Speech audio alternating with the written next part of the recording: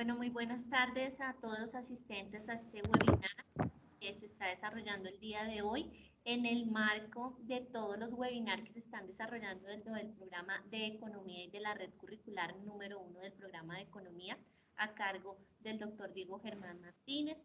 Una bienvenida a cada uno de nuestros asistentes, al doctor Carlos Rubén Trejos, que lo veo por allí, y al doctor Felipe Benavides, quien nos va hoy a deleitar con una conferencia en torno a los datos y a la analítica de datos. Es muy importante, entonces, vamos a recordar quién es el doctor Benavides, que es un biólogo de la Universidad de Nariño, doctor en ecología de la Universidad Austral de Chile. Actualmente es investigador postdoctoral en el Instituto del Pacífico y profesor adjunto de la sede en Tumaco, Colombia. Él está trabajando en las áreas de ecología, bioestadística, y el desarrollo de su investigación doctoral es un tema muy importante y muy de actualidad para nosotros, para nuestros estudiantes, para la academia y para todo lo que se está desarrollando en el marco de las competencias para este nuevo mundo digital, para la revolución 5.0. Él centra entonces su investigación en el desarrollo y la aplicación de herramientas de data science, de esa ciencia de datos para resolver los problemas ambientales que son pues el foco de la atención que el doctor Benavides ha desarrollado. Entonces le damos la bienvenida al doctor Felipe Benavides. Muy buenas tardes, muy agradecidos de parte de la universidad que nos esté acompañando en este webinar, y adelante. Bueno, gracias a ustedes por la invitación, doctora Andrea, doctor Diego Germán, y en general a la Universidad Nacional Abierta y a Distancia, para poder tener un ratito de conversación, de reflexión crítica sobre estos temas que nos tocan a todos, por lo que hoy se llama la cuarta revolución o la cuarta revolución industrial, que es esta revolución en la cual el principal activo económico ya no es el petróleo, sino los datos.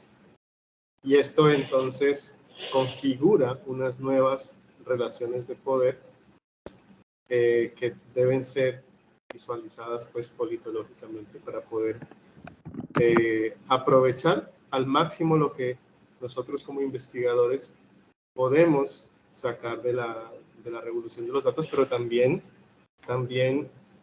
construir unas precauciones necesarias para no convertirnos en instrumentos de una propaganda que puede hacerle incluso daño a la humanidad. Así que les confieso, estoy muy contento de estar con ustedes, con todas las personas que se han conectado hoy. También les confieso que es la primera vez que uso Microsoft Teams. Entonces, voy a seguramente a estarles haciendo preguntas sobre... Aquí ya pude abrir, por ejemplo, el chat. Ya puedo ver el chat. Yo tengo aquí dos pantallas. En una pantalla voy a estar viendo las preguntas. Ustedes pueden hacer preguntas en cualquier momento de la presentación, preguntas o también apuntes, acotaciones, sugerencias. Yo voy a estar revisando el chat y en otra pantalla tengo la presentación. Así que voy a intentar hacer el compartir pantalla, primero que todo.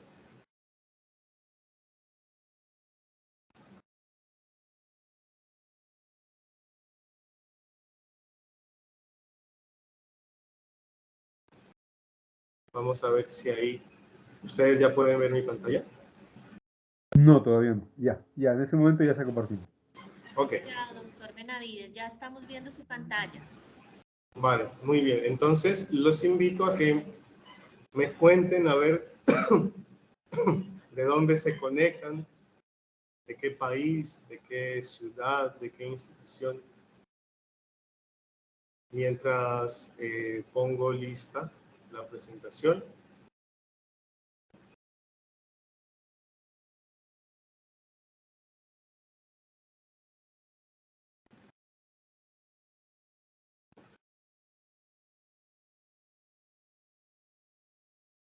Aquí de Mendoza, Argentina. Cecilia, bienvenida. Entonces aquí ya me cuenta, por favor, doctor Diego, si usted está viendo mi presentación. Sí, sí, está perfecto, se mira muy bien. Ok, bueno. Bueno, entonces yo creo que así ya podemos arrancar.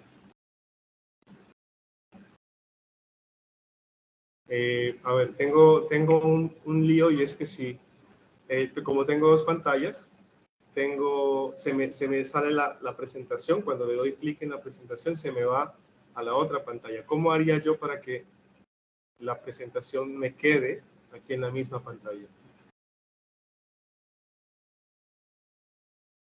Vamos a ver si de pronto aquí.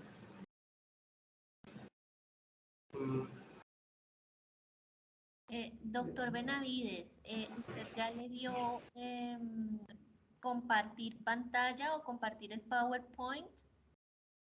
Sí, sí, ya le di, pero la presentación se me va a la otra pantalla. Y no quiero que pase eso, sino que me quede en la misma pantalla donde tengo el PowerPoint. Creo A ver, que, vamos a ver si si ahí. usted prefiere... Ahí ya lo logré.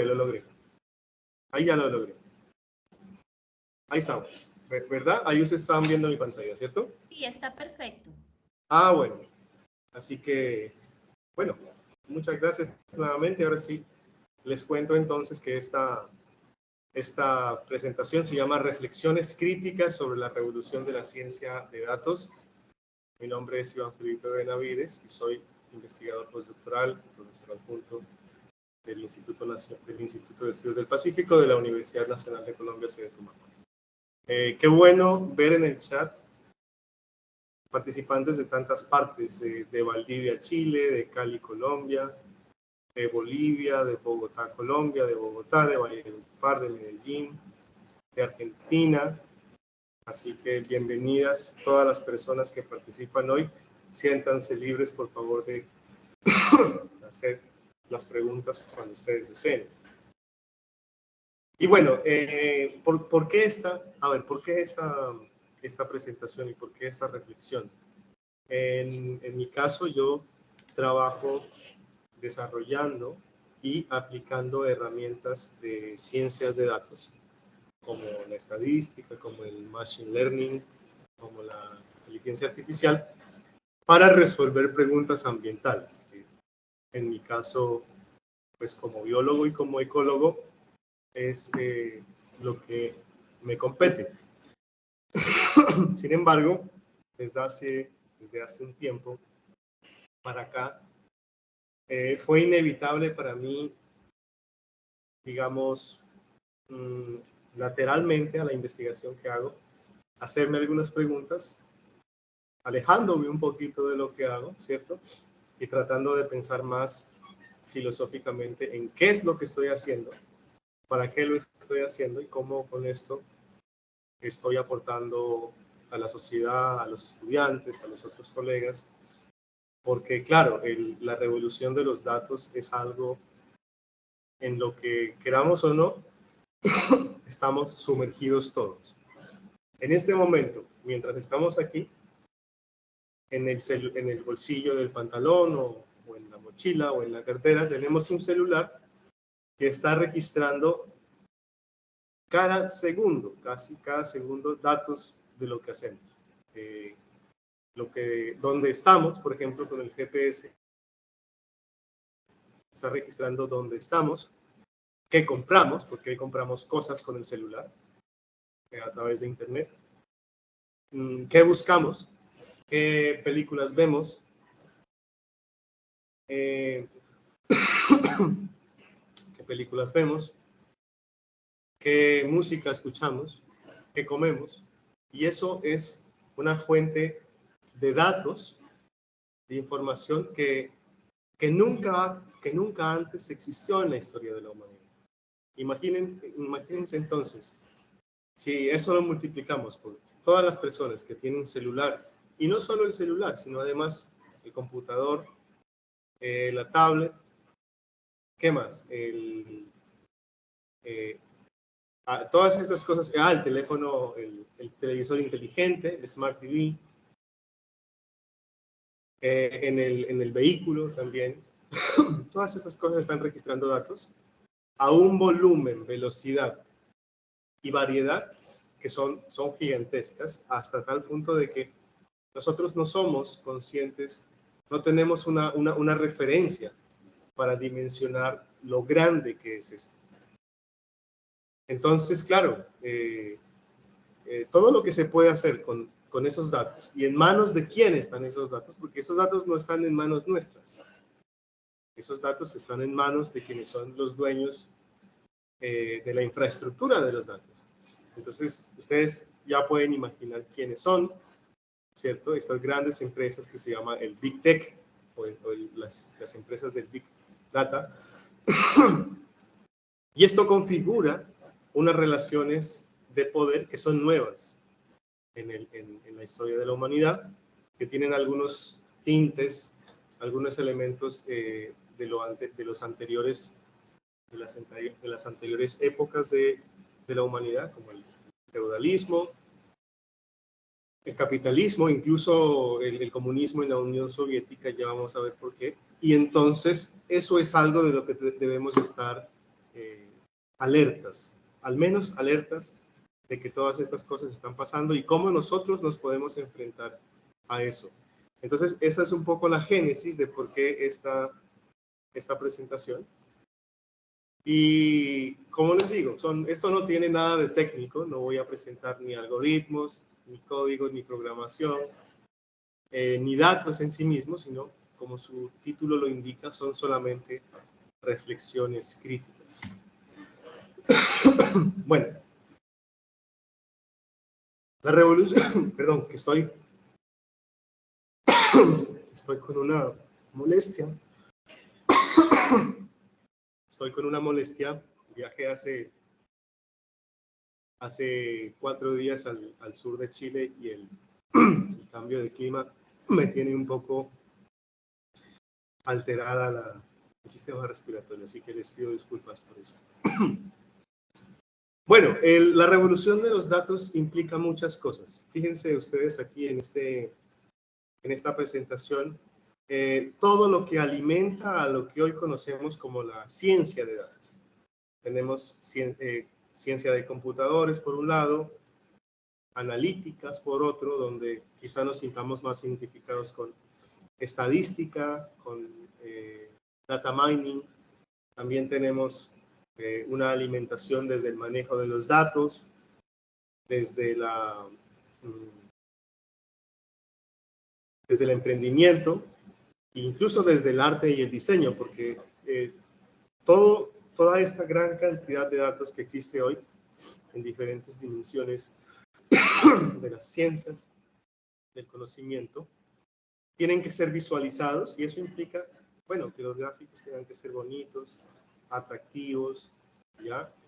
Entonces, este data science es podemos decirlo así, un paradigma hoy en día, multidisciplinario, que se alimenta de muchas cosas que antes quizá funcionaban de forma aislada, independiente, pero hoy funcionan juntas para alimentar esta ciencia de datos.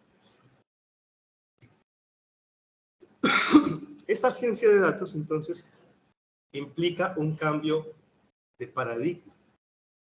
Estamos pasando de la ciencia basada en teorías, ¿cierto?, a aquella ciencia que hace una hipótesis, colecta algunos datos, los observa, hace las observaciones, ¿cierto?, y en función de eso produce una teoría, y una teoría no es sino una ventana a través de la cual nosotros vemos hacia afuera.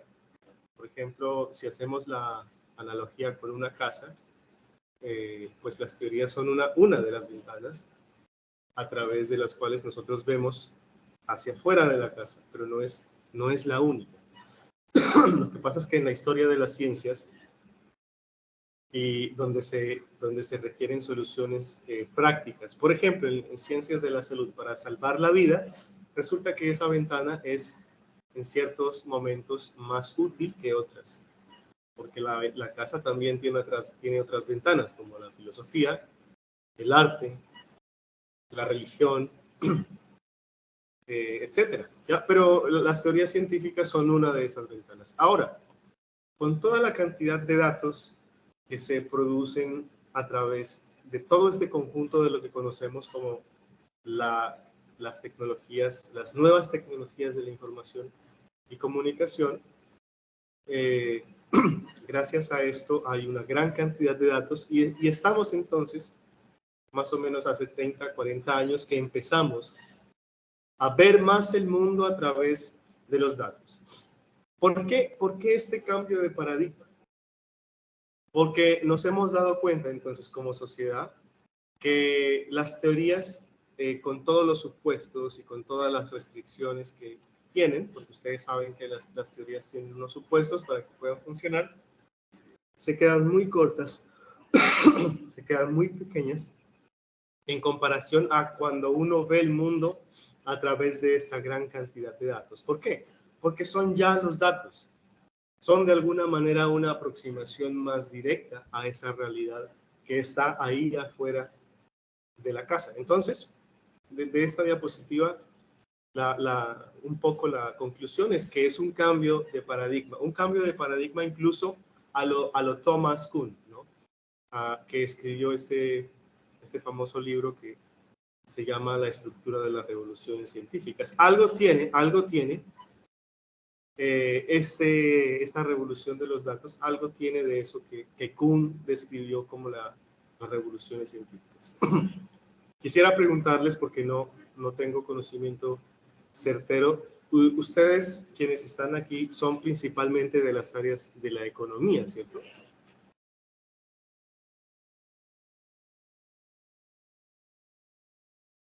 Sí, económico-administrativo, digamos. Económico-administrativas. Bueno, porque más adelante tengo algunos ejemplos con eso. Como les dije inicialmente, yo soy biólogo, doctor en ecología, no manejo los temas económicos. Soy un estudioso y un admirador de la Escuela Austriaca de Economía, pero solamente hasta ahí. Así que los ejemplos que voy a tratar de hacer no son exclusivos de la economía, pero sí aplican a la economía. Así que, bueno, cambios de paradigma, veamos algunos ejemplos de cambios de paradigma. La física aristotélica, el cambio del geocentrismo de Ptolomeo al heliocentrismo de Copérnico, la revolución de la teoría atómica de Dalton, la revolución de la teoría del ADN de Francis y Crick. En economía, por ejemplo, la revolución de la teoría del valor subjetivo, ¿cierto? En comparación al paradigma anterior de la teoría del valor de Marx. La revolución de la teoría de los gérmenes en ciencias de la salud. Entonces, los cambios de paradigma han sido puntuales. Esa es una de las características puntuales dentro de cada ciencia. A veces se tocan 2 o 3 ciencias, pero no sería más de ahí. La diferencia entonces con el paradigma de los datos es que es transversal a todas las ciencias. No es solamente de una ciencia, sino que toca a todas las ciencias que son susceptibles de ser alimentadas,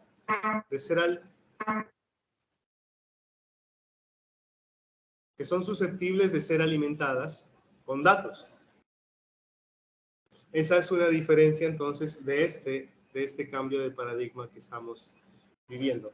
Y en este momento, aquí a 2002, tampoco es que hayamos hecho el cambio de paradigma completo. Al menos yo considero que estamos en una fase intermedia, ¿cierto? En una intersección, hoy en 2022, una intersección en la cual tanto lo que nos aporta la ciencia basada en teorías, como lo que nos aporta la ciencia basada en datos, se retroalimentan constantemente para ayudarnos a responder viejas y nuevas preguntas de investigación. Por supuesto que con más confianza, más precisión y más exactitud que nunca. ¿Ya? En este sentido, ustedes en la UNAD y en todos los grupos de investigación de las personas que se conectan de todos estos países, ustedes saben que en los proyectos de investigación hoy en día, contar con el componente de Data Science es fundamental. Entonces, involucrar expertos, no solamente expertos en Data Science, sino también semilleros, estudiantes que se formen de forma sólida en el Data Science, además con el conocimiento específico, ya sea o de la sociología, o de la economía, o de la biología, etcétera, es una condición necesaria para no quedarnos atrás en las tendencias de investigación a nivel mundial. Fíjense que podemos ver contribuciones de la ciencia de datos a diferentes ciencias. Ya hoy en día, con muchas publicaciones de artículos científicos, aplicaciones, descubrimientos importantes, toma de decisiones incluso a nivel, por ejemplo, de las ciencias sociales, de las ciencias naturales, de las ciencias de la salud, de los negocios que a ustedes les interesan, de la educación, de las ciencias agrícolas, etc. Casi que no hay ninguna ciencia, digamos, ciencia positiva que use el método científico, que no haya sido tocada por el paradigma de los datos. ¿Por qué? Porque todas estas son susceptibles de ser analizadas a través o usando datos.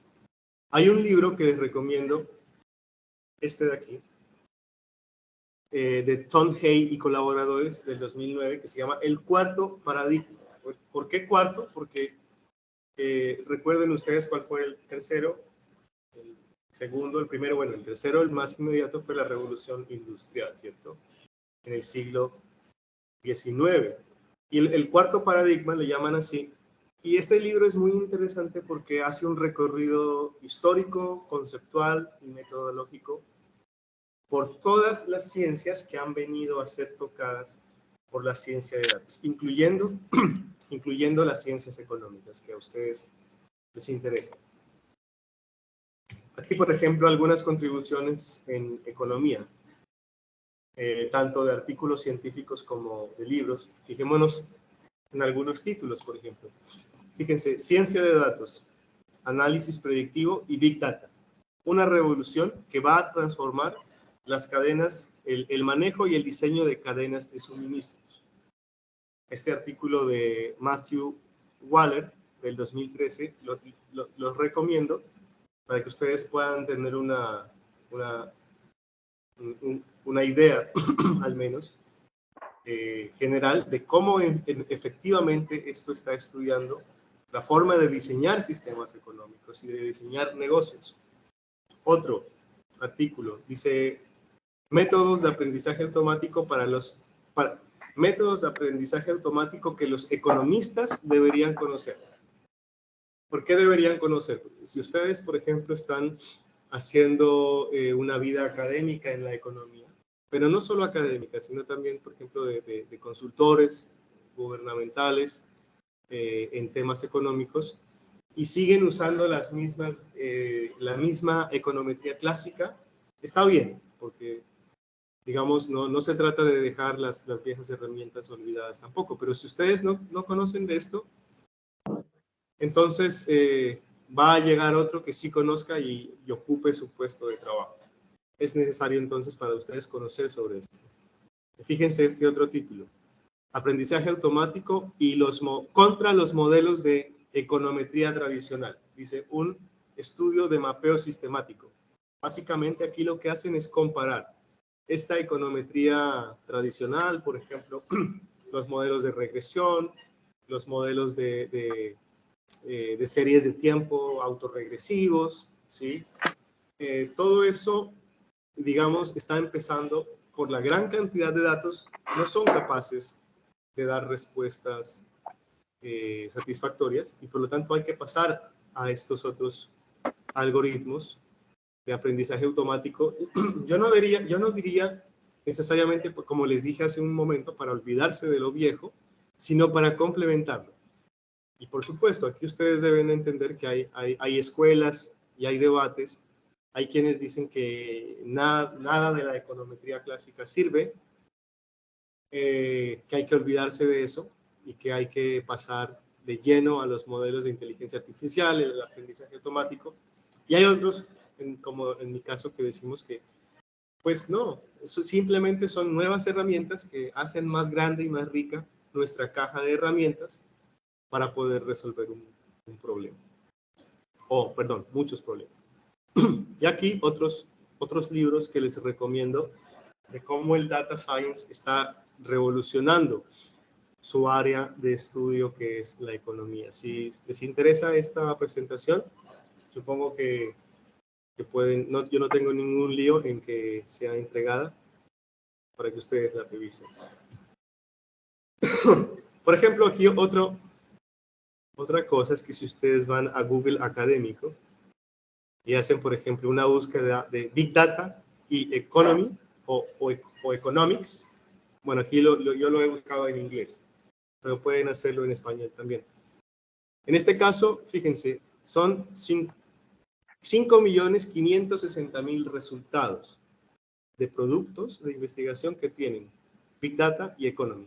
O también Economics y Data Science, 6.710.000 resultados. ¿Qué quiere decir esto? Que sus colegas economistas en el mundo están empezando a alimentar, no necesariamente de cambiar, como hablamos hace un rato de paradigma, pero sí a alimentarse de este otro paradigma de los datos y posiblemente están empezando a resolver problemas econométricos que con las viejas herramientas no se puede. Les doy un ejemplo. Las series de tiempo de cotizaciones en bolsa. ¿Quién puede predecir lo que va a pasar con la cotización de un producto en una bolsa en específico de aquí a una semana? Con un ARIMA, por ejemplo, o uno de estas herramientas clásicas. Pues no lo puede hacer nadie. Pero hoy, por ejemplo, con herramientas como las redes neuronales, tampoco es que funcionen como una bola de cristal, pero sí tienen una ventana de predicción en el tiempo más precisa. Entonces, fíjense la importancia de conocer estas herramientas. Bien, si tienen alguna pregunta hasta aquí, con gusto la leo a través del chat. Mientras tomo aquí un poquito de agua caliente con jengibre, a ver si se me quita un poquito este malestar. Y si no, continuamos.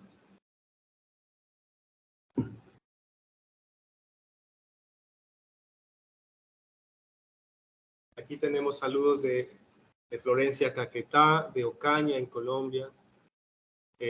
Otra persona de Argentina.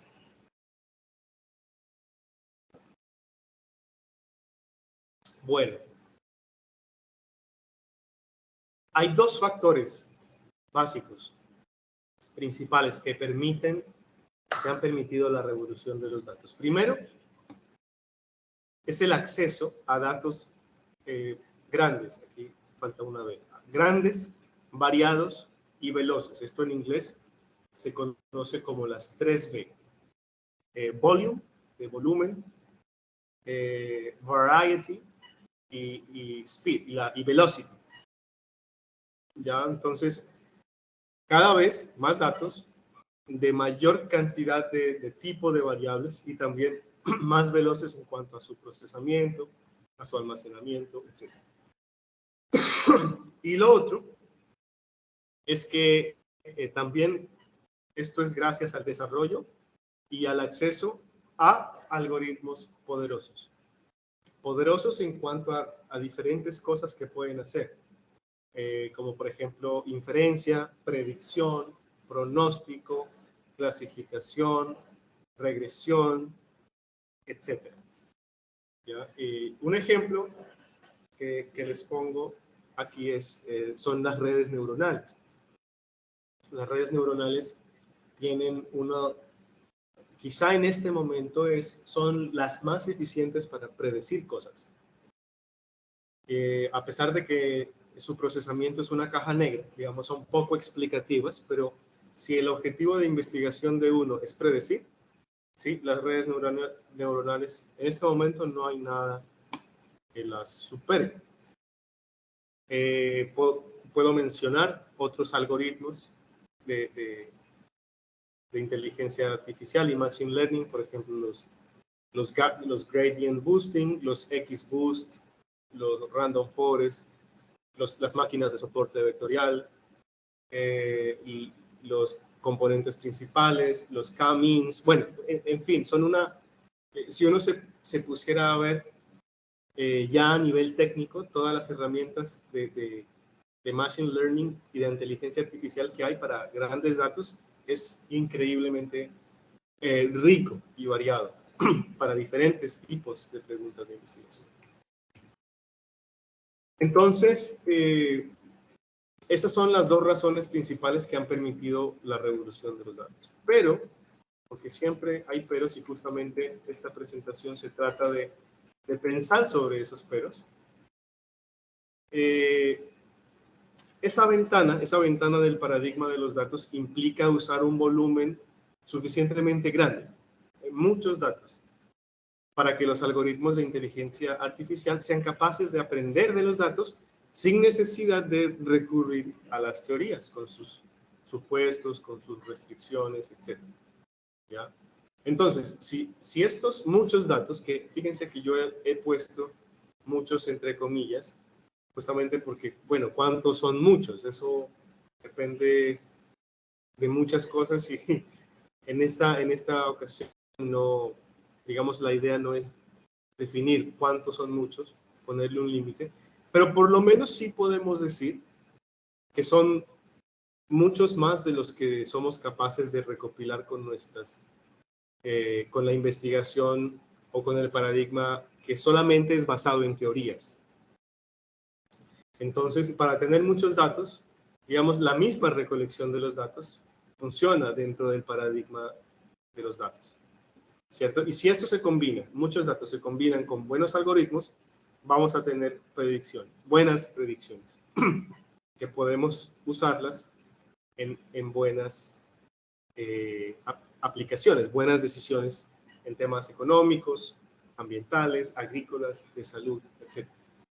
Pero entonces esto es imposible de hacerse solamente con el paradigma de la ciencia basada en teorías, ¿sí? Recordemos, es esa aproximación con la cual un investigador o un grupo de estos se hacen una pregunta de investigación, colectan los datos en terreno, en campo, con sus propias manos, dentro de un marco teórico definido y obtienen conclusiones a la luz de ese mismo marco teórico, después de haber analizado su información. Por lo tanto, apoyar nuestros proyectos de investigación con herramientas de la ciencia de datos implica recurrir a las entidades que recolectan esos datos, que organizan esos datos, que validan, que almacenan esos datos y que los hacen disponibles al público. Y por supuesto, ¿quién puede hacer esto? Nosotros podemos hacer todo esto con volúmenes de datos que estamos hablando de bytes o Google Bytes. No podemos. Nosotros como, digamos, simples espectadores de este fenómeno, a menos de que alguien aquí sea dueño de Google o de Meta o de Microsoft o de la NASA o de Alibaba o de Twitter, nosotros no podemos. Entonces, Big Data es igual a Big Money. Y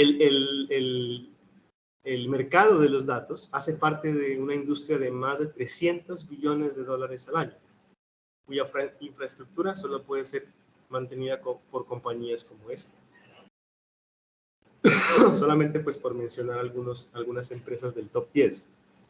Hay también otras entidades que, si bien mucho más pequeñas, se han encargado por décadas de construir y democratizar grandes bases de datos, que hoy son usadas por muchos proyectos de investigación, seguramente ustedes las han usado también.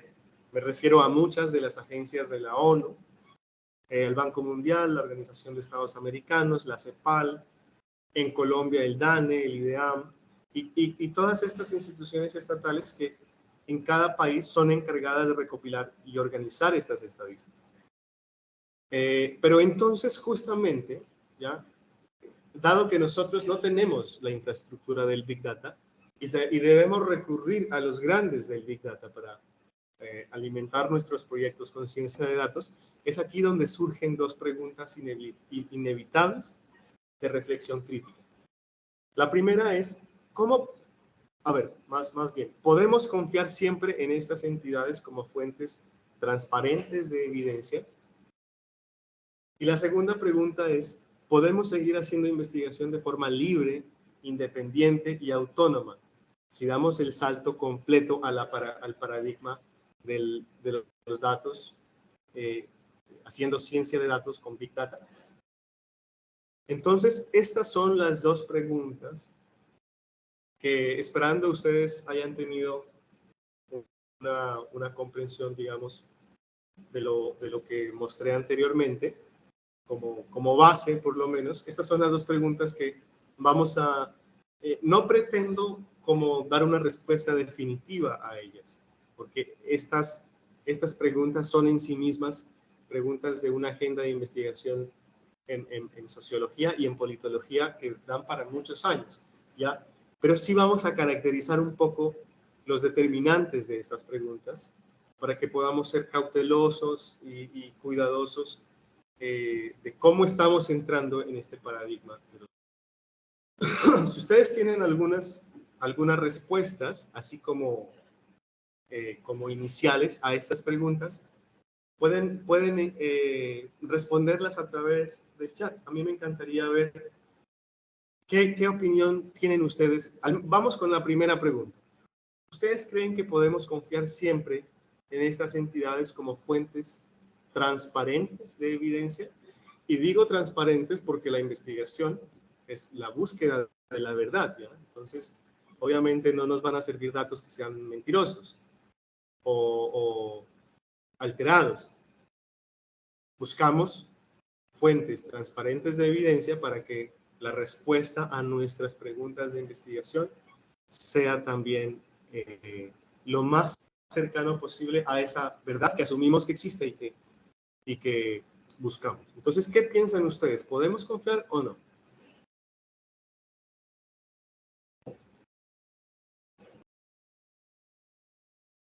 ¿Podemos confiar siempre? Bueno, ahí también hay un condicionante en esa pregunta.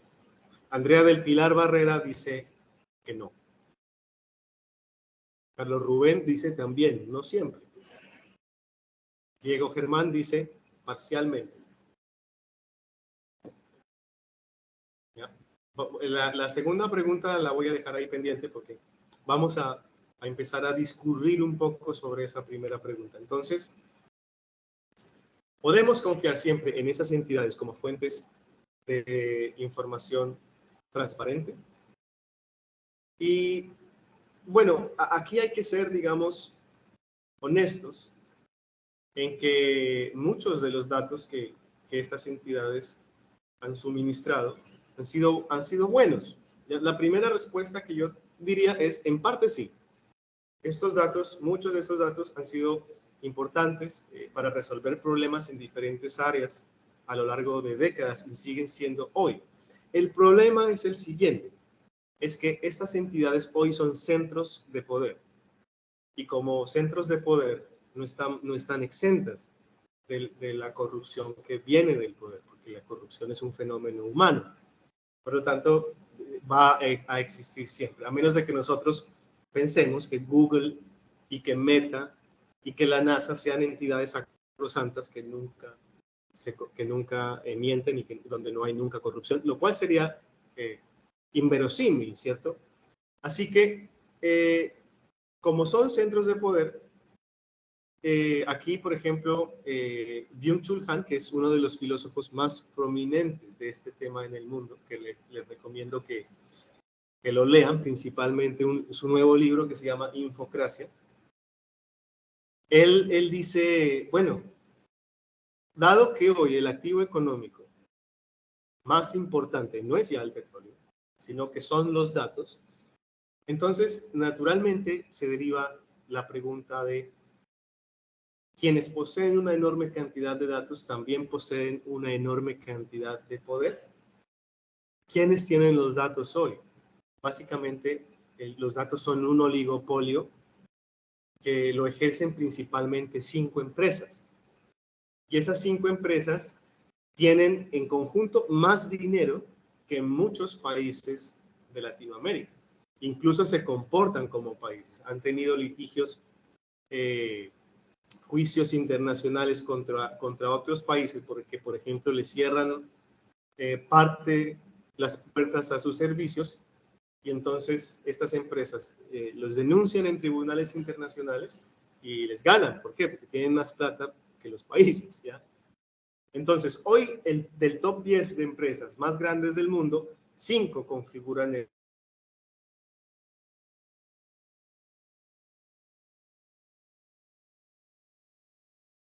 conjunto de otros países. Y si uno se pone a pensar en términos relativos, los datos entonces hoy están en menos del 0.0000001% de la población humana. Y si los datos son hoy el poder, entonces el poder hoy real, el más aplastante y el más configurador de estas nuevas hegemonías, está en ese pequeñísimo porcentaje de la población humana. Esto pone en perspectiva como esta aura de neocolonialismo, de neoimperialismo, incluso un aura orwelliana que caracteriza su actuar en el mundo, ya que con la mega infraestructura de colecta, de almacenamiento de datos que ellos tienen, combinados con los algoritmos de inteligencia artificial que manejan, pues no solo son capaces de vigilar nuestras actividades, sino además de influenciar patrones de comportamiento y consumo de mercancías y de ideas, pero principalmente de ideas. Ese es el problema, ¿ya? Ideas que muchas veces están muy alejadas de nuestra cultura, de nuestra idiosincrasia, de nuestros valores locales. Entonces, por estas razones, como a ellos se les hace difícil pasar por encima de la cultura, porque la cultura es una barrera dura, ¿cierto? Entonces, lo que hacen es someter a través de diferentes estrategias. Es lo que, de alguna forma, si ustedes leyeron George Orwell, 1984, me gustaría saber a través del chat si lo leyeron. Y si leyeron Vigilar y Castigar de Michael Foucault, ahí se habla también de muchos elementos que uno está empezando, nosotros estamos empezando a vislumbrar con la revolución de los datos. Entonces, sí, como dicen Iván Darío Fajardo, hoy en día la corrupción e intereses particulares inducen a vivir en deudas permanentes. Claro, no hay manera, digamos, de que uno pueda pensar en estos nuevos poderes, que en realidad son los viejos poderes, pero con nuevas herramientas, ¿sí? Pero los apellidos que están ahí detrás son los mismos. ¿Será que ellos realmente quieren que nosotros nos desarrollemos? Sí, pensemos en este discurso del desarrollo.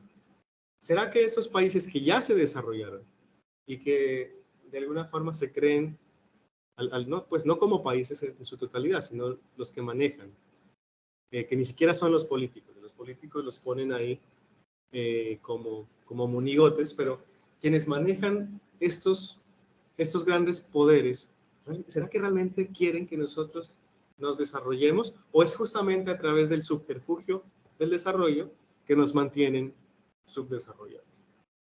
Y claro, ahí nos hacen tomar deuda y tomar deuda y tomar deuda, porque eso compromete a las generaciones venideras. La deuda no la pagamos nosotros, la pagan las generaciones venideras. Pero bueno, ese es otro tema que está interesante, pero voy a volver a la pregunta. Entonces, ¿podemos confiar siempre? Y claramente la respuesta es no, bueno, no siempre. Y dependerá de cada caso, dependerá de cada contexto, de cada situación. Al menos yo aquí digo que por un principio de sana suspicacia es necesario dudar frente a estos nuevos grandes poderes de los datos. Y respecto a la segunda pregunta, podemos... bueno, perdón. Me faltó darles un ejemplo aquí, que no quiero que se me pase. De esto ya hay ejemplos. Por ejemplo, los escándalos de Climate Gate en 2009, el de Oxford Analytics en el 2016 y todo el fenómeno de cancelación y coacción de la libertad de expresión en redes sociales, sobre todo en los últimos 6 años, muchas veces bajo este subterfugio de los fake news, ¿cierto? Todos estos hechos, más muchos otros, aquí solamente estoy nombrando algunos ejemplos, han abierto la puerta a que al menos un mínimo escepticismo razonable es necesario frente a los gigantes de los datos. Voy a dejar voy a salir de la presentación para mostrarles una columna de opinión que escribí hace unos días y que se publicó hoy. Se llama Los pros y contras del Big Data y la inteligencia artificial para la investigación. Si a alguno de ustedes le ha interesado el tema, aquí están las citas de donde he sacado estas cosas, ¿sí? Y por supuesto, muchos más detalles que en una presentación de 1 hora pues no es posible dar. Pero si quieren, lo que voy a hacer es que voy a copiar esto aquí y lo voy a pegar en el chat del Teams.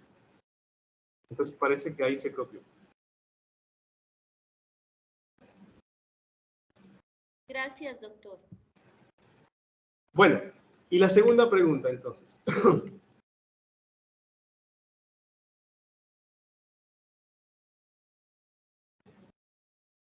Podemos seguir haciendo investigación libre, independiente y autónoma, si damos el salto completo a la ciencia basada en datos con Big Data. ¿Qué es lo que ha caracterizado a la historia de la ciencia? O sea, ¿cuál es el motor de la historia de la ciencia? Por supuesto, hay otros, no es el único. Pero hay algo que es la pura y llana curiosidad de las personas que se han hecho preguntas sobre cómo funciona el universo, ¿cierto? Esto ha sido el principal motor de la evolución de las ciencias. Esa libertad para hacer y responder preguntas que tantos beneficios ha traído para la sociedad. Entonces, con esta libertad, los investigadores usan su creatividad para construir metodologías que les sirven para recopilar, para analizar los datos, para responder sus preguntas. Y esto además genera como su producto avances en las metodologías de la investigación, ¿sí? Como les decía a los estudiantes que tenemos aquí en un curso en Chile de Machine Learning, es que, ¿por qué existen los libros de metodología de la investigación? ¿Porque crecieron del suelo? No, porque alguna vez hubo alguien creativo que se atrevió a pensar diferente, ¿cierto? Y eso se fue perfeccionando y diversificando a lo largo del tiempo, y hoy tenemos libros enteros para metodologías de la investigación en cada área. Pero eso es posible solamente a que ellos fueron libres de hacerlo. Entonces, la forma en la que es importante que tengamos en cuenta lo siguiente: la forma en la que colectamos nuestros datos determina el cómo respondemos a nuestras preguntas. Y también determina la naturaleza misma de las respuestas. Y por supuesto, las agendas de investigación que trazamos hacia el futuro. Pero y aquí fíjense que yo he tomado una frase completa, porque no quería que se pierda nada. Quería leérsela literalmente. Dice: pero con la ciencia de datos avanzando exponencialmente, nuestra dependencia como investigadores a los centros de poder para acceder a esos grandes datos, para hacer nuestra investigación, es cada vez mayor. Y aquí es donde radica el problema. Pues ojo, estos datos ya fueron tomados, colectados, sistematizados, ordenados, muchas veces depurados, validados y hasta preanalizados por alguien más. Alguien más que posiblemente tiene una formación y visión del mundo puede diferir mucho de la nuestra. Y como ya vimos anteriormente que la forma de colectar los datos determina en parte la manera en que hacemos las respuestas, entonces imagínense lo que eso implica. Entonces, aquí es urgente reflexionar en cómo algunos elementos de aquella libertad y creatividad para colectar los datos podrían efectivamente reducirse, lo cual implicaría que las preguntas de investigación tengan que ser restringidas a formatos cada vez más homogéneos para ajustarse a los datos que ya existen. Entonces, en parte es darle vuelta al método científico. En la primera parte del método científico, que va de hacerse la pregunta, plantear la hipótesis y colectar los datos que estén en un formato que se ajuste a nuestra pregunta, acá con el Big Data es al contrario. Yo tengo que hacerme una pregunta que se ajuste a esos datos.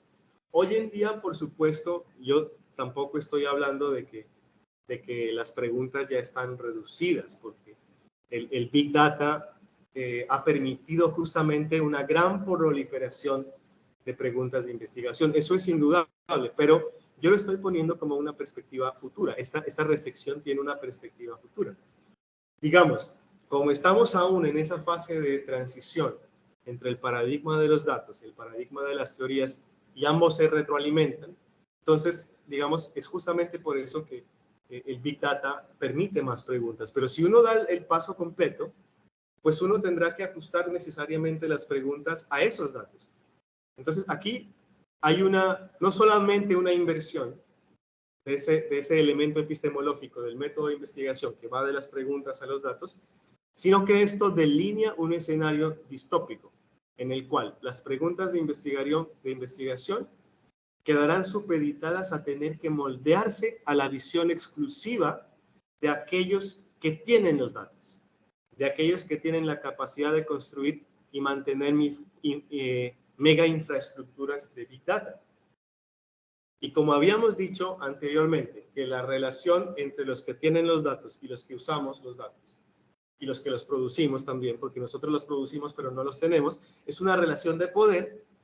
Esto tiene que ser analizado como bajo perspectivas politológicas rigurosas, a lo Max Weber. Entonces, en este escenario es justamente la antítesis de esa democratización que por allá los discursos de principios de siglo hablaban y prometían de los datos democráticos para todos, ¿cierto? Con la apertura hacia las nuevas tecnologías de la información. Y esto lo describe muy bien Byung-Chul Han en el libro que les digo de Infocracia. Porque él dice que es imposible, bajo el esquema que tenemos, que es básicamente un feudalismo digital, ese feudalismo digital que está promoviendo la cuarta revolución industrial, dado eso y dado este oligopolio de los datos, esto no puede ser democracia, sino él le llama una infocracia. Voy a mostrarles un pantallazo de este libro para que lo puedan bajar y leer.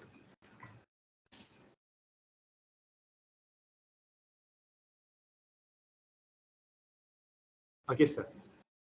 Se llama Infocracia de Byung-Chul Han. Les recomiendo que este es un libro que hay que leer sí o sí, así como nuestra generación leyó los libros de Carlos Cuauhtémoc Sánchez como Biblia. Yo les digo, este es un libro que hay que leer y que además es mucho más enriquecedor porque nos previene frente a todos estos fenómenos de los nuevos poderes de los datos. Entonces, recuerden, si les ha gustado esta frase, pueden recordarla y la idea también es que quienes están aquí hoy puedan compartir esto con sus familiares, con sus amigos, con sus colegas, etc. Entonces, ¿por qué les digo esto? Fíjense que aquí hemos sido bastante críticos, pero no a manera de conspiranoia, sino de sana precaución, para que la ciencia de datos, no para olvidarnos del Big Data, no para escondernos del Big Data, ¿cierto? Sino que son precauciones necesarias, sanas, para que el Big Data siga siendo una herramienta de nuestro empoderamiento científico, pero no una causa de coacción y de manipulación de nuestras preguntas y de nuestras agendas de investigación. Yo les pongo un ejemplo que ya se pueden observar. Ustedes me dirán si no es así. Millonarias donaciones de grandes empresas tecnológicas a universidades, las cuales superan los 45 mil millones de dólares al año, ¿cierto? Entonces llega, por ejemplo, el dueño de X empresa, lleva los 45 mil millones a la universidad X y les dice, aquí hay 45 millones de dólares para que hagan investigación.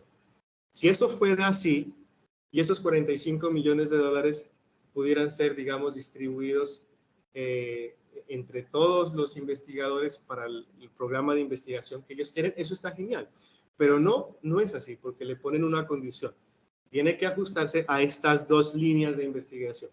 Entonces le ponen ahí línea 1 y línea 2. Y quien no se ajusta a esas líneas, entonces simplemente pues se queda sin proyectos, se queda sin la plata, sin las tesis, sin los estudiantes, sin el laboratorio, etc. Y esto es supremamente injusto. O sea, si uno lo ve desde el lado exclusivo del libre mercado, pues claro, ellos pueden hacer lo que quieran con su plata. Pero el problema es que están restringiendo. Cuando las universidades aceptan esto, y entonces les ponen a sus investigadores estas camisas de fuerza, pues están justamente ahí restringiendo la libertad de investigación de la que hablamos antes. Entonces, ¿qué hay que hacer?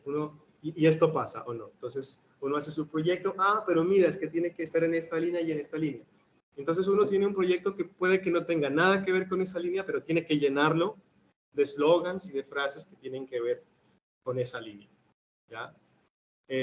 No sé, ustedes saben cuáles son esas líneas, que no es que no sean importantes, son importantes, pero no tienen que ser impuestas por el sistema de educación superior como las únicas. Y a veces las universidades entonces se venden por unos cuantos dólares, ¿sí? A costa de reducir la libertad investigativa de sus académicos, lo cual es muy, muy negativo. Y eso, claro, ustedes lo pueden ver hoy en día en las universidades donde trabajan. Finalmente, quiero llamar la atención sobre la pérdida de protagonismo de la inteligencia natural, porque sí, mucha inteligencia artificial, y tengo un smartphone, y tengo un Smart TV, y tengo un computador de octava generación, y tengo un smartwatch, pero no podemos dejar que ellos tomen protagonismo sobre la inteligencia natural, ¿cierto? No podemos ser menos inteligentes que todos nuestros smart algo, porque justamente ahí hay un peligro politológico también, y es el poder que se ejerce a través de estas tecnologías. La inteligencia natural siempre va a ser superior a la artificial, no en términos de velocidad y de precisión para hacer cálculos, pues eso es evidente, sino por su carencia de faro moral para guiar las investigaciones, lo cual es un atributo único, espontáneo y autónomo de lo humano que las máquinas no pueden emular.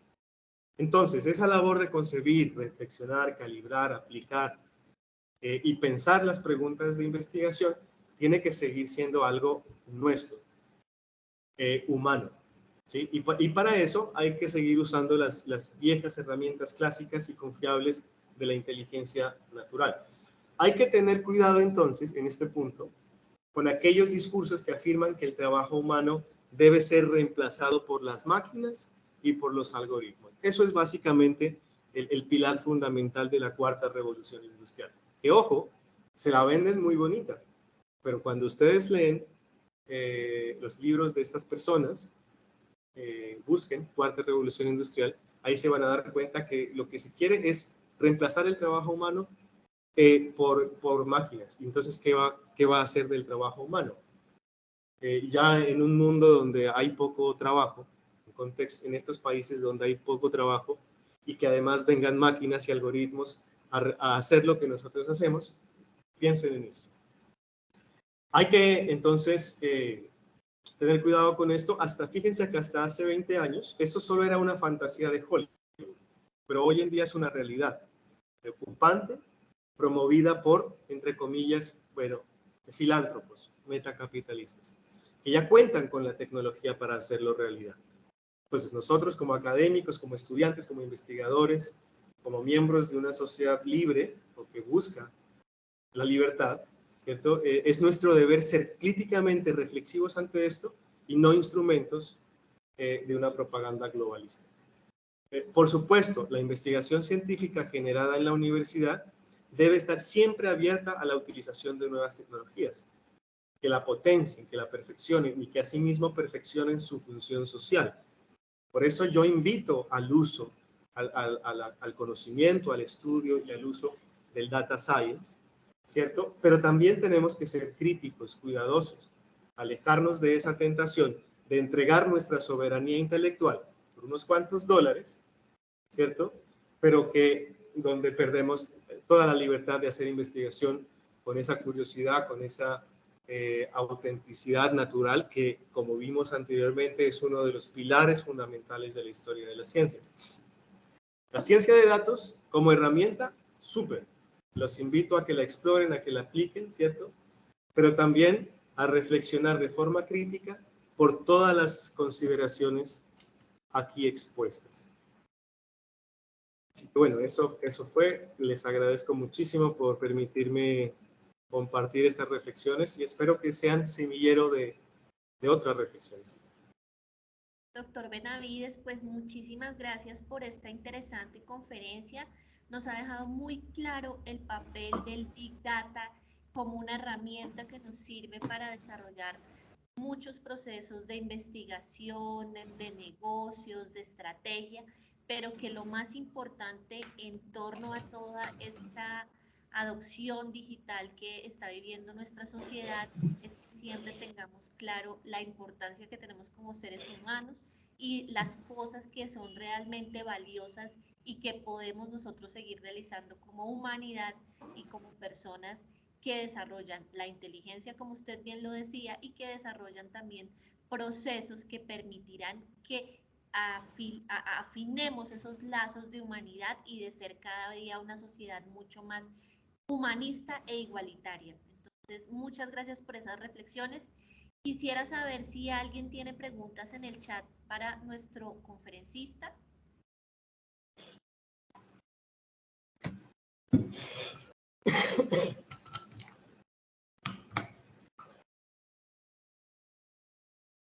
Bueno, parece que todo está muy claro. Nos están diciendo que una excelente conferencia, doctor Benavides, que son las reflexiones que de verdad nos llevan a pensar y a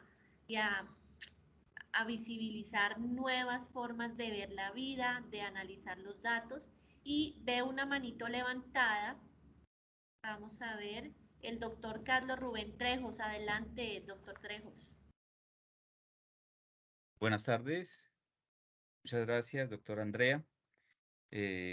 Igualmente, doctor Felipe, muy interesante la presentación. Estaba muy atento a sus reflexiones y lo estaba comparando con una conferencia que tuvimos en Prospecta la semana pasada, que tenía que ver con la analítica de datos, pero desde un enfoque diferente, desde la parte de comercialización y de gestión de mercados. Muy interesante la postura que nos comparte para aplicarla al ejercicio investigativo, ya que digamos que es una de las funciones sustantivas del ejercicio académico y que tenemos que potencializar y desarrollar para buscar ejercicios creativos, precisamente de reflexión, como lo manifestaba la doctora Andrea, y pues que efectivamente van a ser muy productivos desde nuestra actividad y de nuestro ejercicio docente. Veo que está un poco afectado de salud, por lo tanto, reconozco todo ese esfuerzo y toda la información que nos ha brindado. Muchas gracias. Vale, muchas gracias.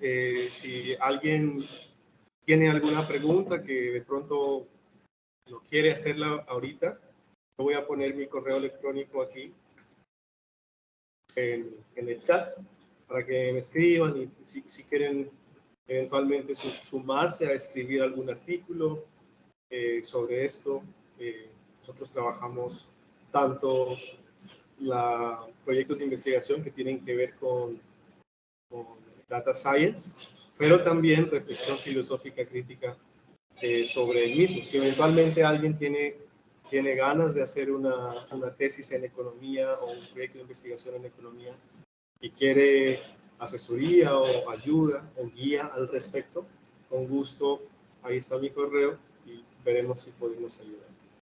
Doctor Benavides, tenemos una mano levantada del doctor Germán Medina. Adelante, doctor Medina. Muchas gracias, Benavides. Doctor Medina, ¿puede hablar un poco más fuerte que no se le escucha? Bueno, ahí se oye mejor el sonido. ¿Tiene mejor sonido? Sí, sí, se escucha. Ok. Doctor Benavides, es muy interesante ese paralelo que hace, o esa reflexión que hace frente a la inteligencia natural e inteligencia artificial, sobre todo asociada a la investigación. Una de las inquietudes que las plantean muy bien es la sumisión que tenemos los académicos frente a las estructuras académicas que hay, en este caso acá en nuestro país, en Colombia.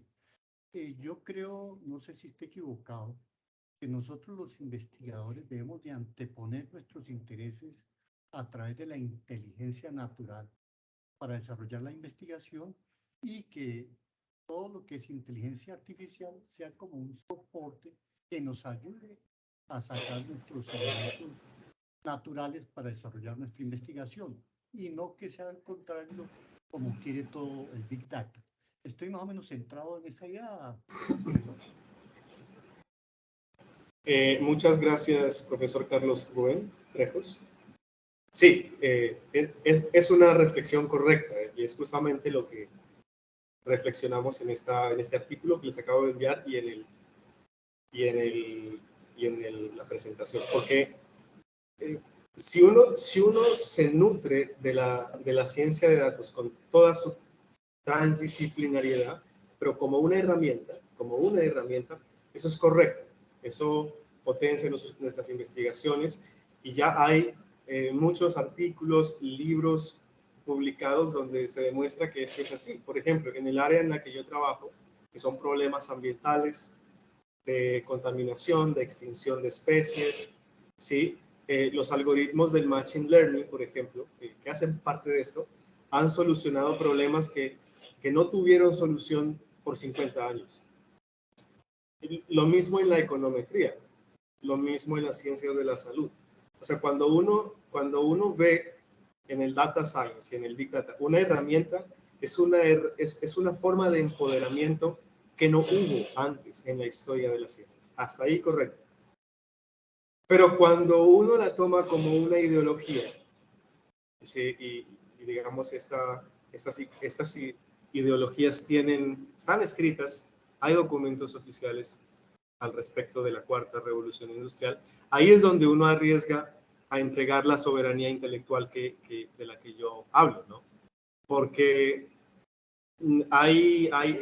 si uno quiere usar estas infraestructuras del Big Data, entonces ya si uno pasa completamente a ese paradigma, la variedad, la estructura, la riqueza de preguntas de investigación van a tener que ajustarse a esos datos que ya existen. ¿Sí? Y esos datos ya existen y son tomados por alguien más que tiene una ideología, que tiene unas intenciones de poder, politológicamente hablando, porque todo es política. Entonces nosotros vamos a quedar supeditados a solamente trabajar en las preguntas de investigación en que otros quieren que nosotros trabajemos. Esto puede sonar un poco exagerado y hasta conspiranoico en algún punto. Yo no digo que esto esté pasando ya, sino que es un riesgo que hay que tener en cuenta porque se deriva de simple lógica. Nosotros no somos dueños. A ver, ninguno de los que estamos aquí posiblemente somos dueños de los grandes datos, porque como les decía anteriormente, es un oligopolio pues un mini oligopolio reducido de personas que están detrás de esto. Entonces, ahí es donde nosotros tenemos que entrar a pensar críticamente. O sea, usemos el Big Data y las herramientas de la ciencia de datos como herramientas, Sí, pero no como una misma forma de ver la realidad, porque ahí tenemos más de perder que de ganar. Yo le recomiendo, profesor Trejo, leer el libro de Byung-Chul Han, Infocracia, porque ahí él desarrolla de forma exquisita este tema.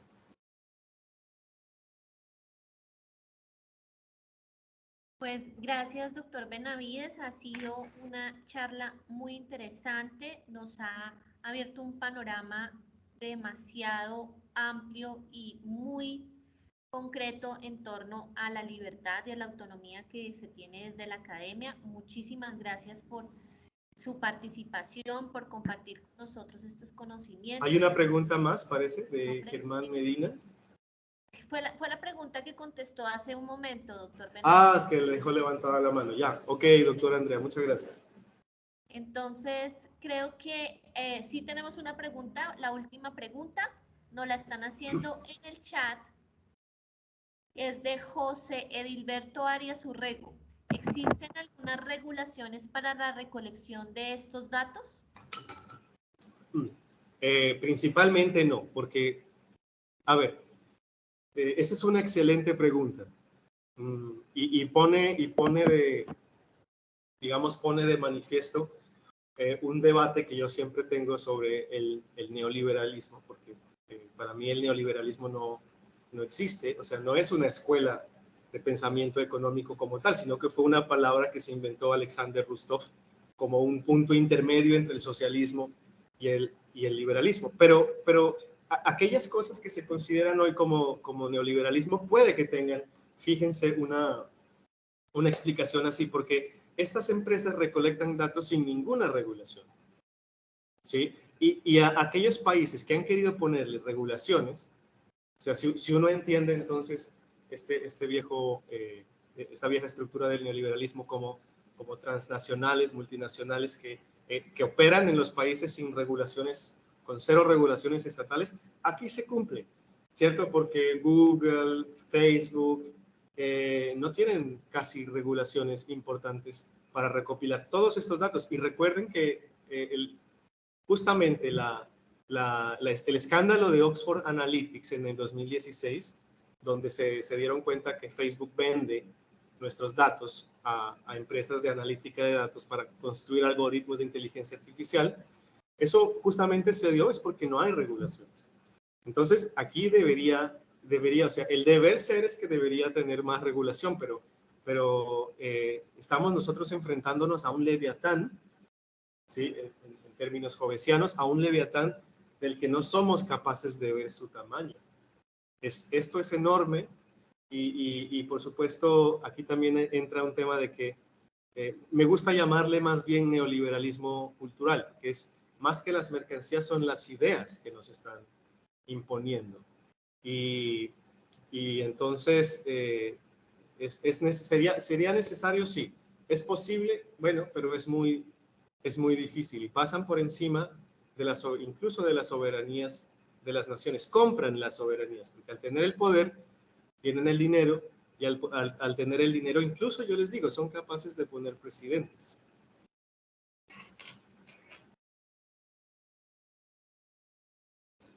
Muy bien, doctor Benavides, entonces, pues con esto damos por finalizada el webinar del día de hoy correspondiente a la Red Curricular 1.